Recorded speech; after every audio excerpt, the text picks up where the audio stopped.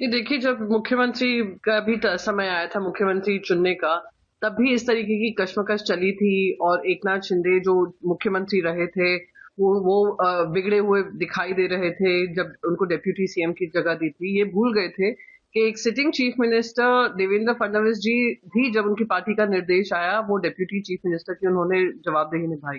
तो अब देख सकते हैं कि 29 सीट आई हैं, वो लोग उस पक्ष की जिसने हमारी पार्टी को तोड़ा, हमारी पार्टी के साथ दगाबाजी की, हमारे 60 से ज्यादा कॉर्पोरेटर्स लेकर गए, मुंबई की जनता ने उनको आईना दिखाया, उन्होंने बताया कि कौन सी सही शिवसेना है।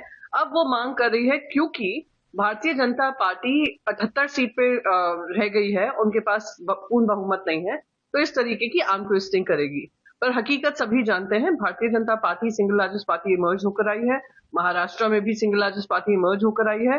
तो ऑनेस्टली एकनाथ शिंदे के पास कोई ऑप्शन नहीं है but to go along with the BJP. अगर उनको ये महायुति में, ये महाझूठी गठबंधन है, उनको उसमें साझेदारी जिम्मेदारी निभानी है। जिम्मेदारी तो हम निभाते हैं, पर जो पावर की जो मंशा है वो स्पष्ट दिखाई देती है। नगर सेवक जो चुनकर आए हैं उन्हें होटलों में कैद किया जा रहा है, उसको क्या कहना चाहिए? ये हास्यास्पद है कि अभी भी इतनी सीट जीतने के बाद भी भारतीय जनता पार्टी के साथ जो हो रहा है वो वही है, वो उसी का फल है जो इन्होंने कर्म किए हैं।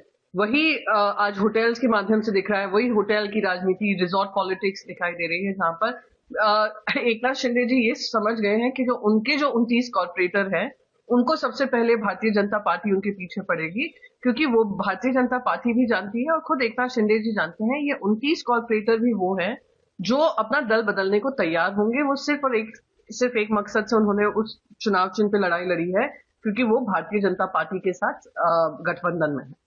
अन्य